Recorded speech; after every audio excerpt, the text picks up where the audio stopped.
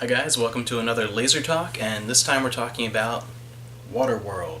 And Waterworld is a movie that I've always considered to be a completely underrated movie that has a legacy that doesn't fit the quality of the film. Now, it's not to say this is a brilliant classic, something that's going to stick with you for the rest of your life. It's nothing like the old Rocky movies. It's not like a Martin Scorsese film. It's nothing like that.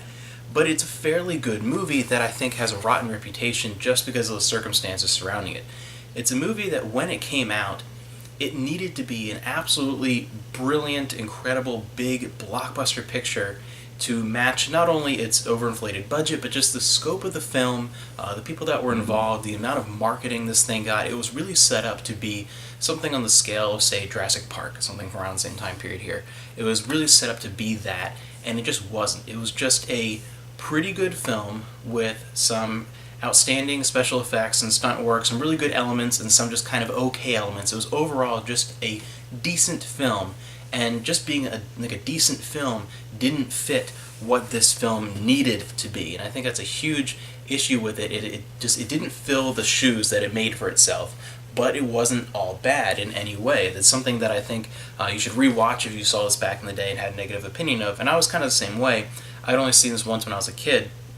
I was kind of iffy on it, and then I watched it again last weekend with my wife and my little brother, and I was much more impressed than I remember it being. I definitely like this a lot more than I did, and I think it deserves another chance. And again, not perfect movie in any way, but better than I think a lot of people remember it being, and the reputation of it, of course. And a lot of that comes from the fact that it went way over its budget. And it actually ended up pulling a little bit of a profit. It did fairly well in theaters. It was just that the budget was so inflated. At the time, it was one of, if not the biggest budgets of all time.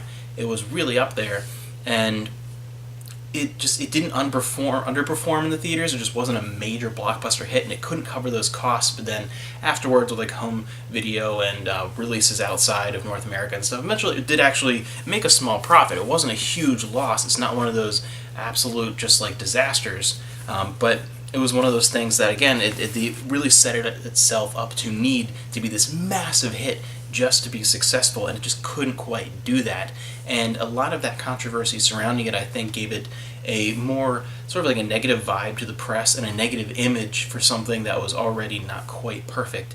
Overall, though, it is a good film as far as the effects. I mean, if you don't know anything about Waterworld, it takes place in the future. It could be like relevant again with the whole idea of global warming. This is one of those movies that works really well with that, where polar ice caps have melted. The whole world, like almost the entire world, is covered with water and has been at this point for a couple hundred years. And humanity has learned to live that way, and some people have started to mutate and evolve with gills, but not really accepted in society.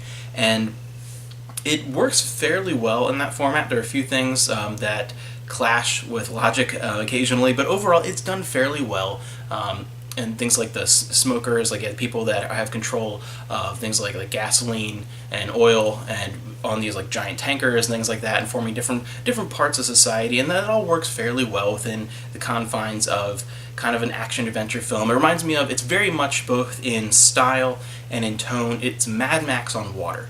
Think of Mad Max, but replace that kind of sandy, post-apocalyptic wasteland with the ocean and that environment, and that's what you get with Waterworld. That's really what it is. It's Mad Max on the water, and I think that comparison also kind of hurt it a bit, because it's Mad Max on the water, but for fans of Mad Max, it's not quite as good as that.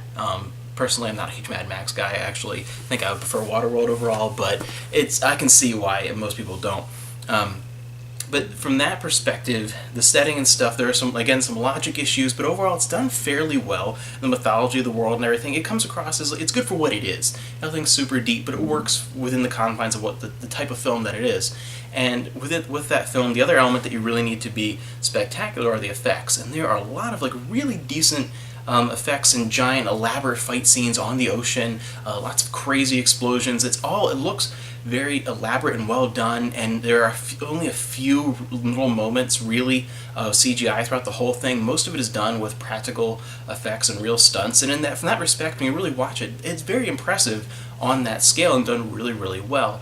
It also has a good balance of humor and more serious tone. It's one of those films that could have gone either way. It could have gone completely campy and worked, It could have stayed very serious and very message based and worked that way too, and they went for a more of a mixed tone, and again it comes across pretty good, but it's a little bit hit or miss. Like there's some moments where everything works really really well, and some moments where it's like a little hokey and like it doesn't come across quite right. And I think that's the overall feeling with this film is there are some elements that are unbelievably impressive, and some moments that just kind of fall a little flat, and it just doesn't quite reach the epic scale that it's set for itself. But it's a great movie overall as far as just like being an enjoyable time. It's an enjoyable action adventure movie, some good humorous elements, and Kevin Costner is good in it. I think the make or break character though would be if they had miscast the child who's with him. I'm trying to spoil anything here. That's such a pivotal role, and I think the wrong person in that role, they had cast, like sometimes when you have a child actor working alongside in a movie like this, they can be incredibly just annoying and tedious and like, this character just drives me a little nuts. Or they could just kind of not quite fit the role well.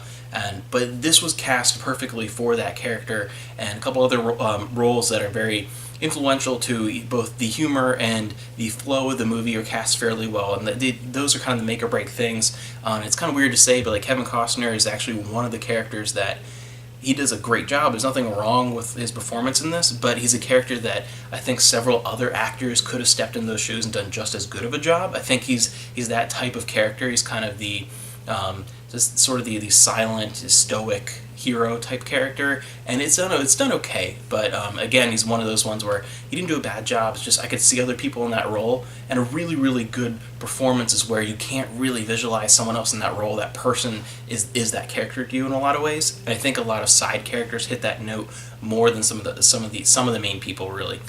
So overall, it's a movie with some impressive special effects. It's done fairly well, good sense of humor. It's a film you need to rewatch. It's not a blow you away classic, but it's a pretty decent film.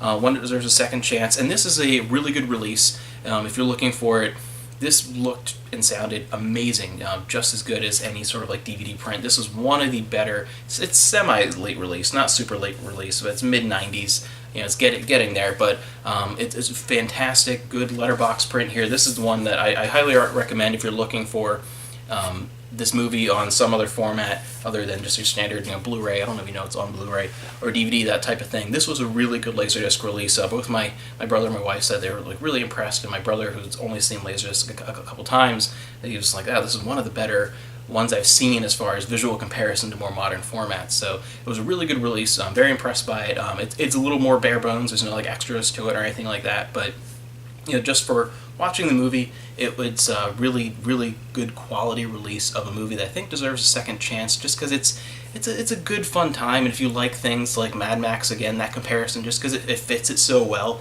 If you do like those movies and you haven't seen Waterworld, check it out, because it's probably right up your alley, something you might enjoy. An imperfect movie that is good, but just couldn't quite reach the heights of quality that it was shooting for.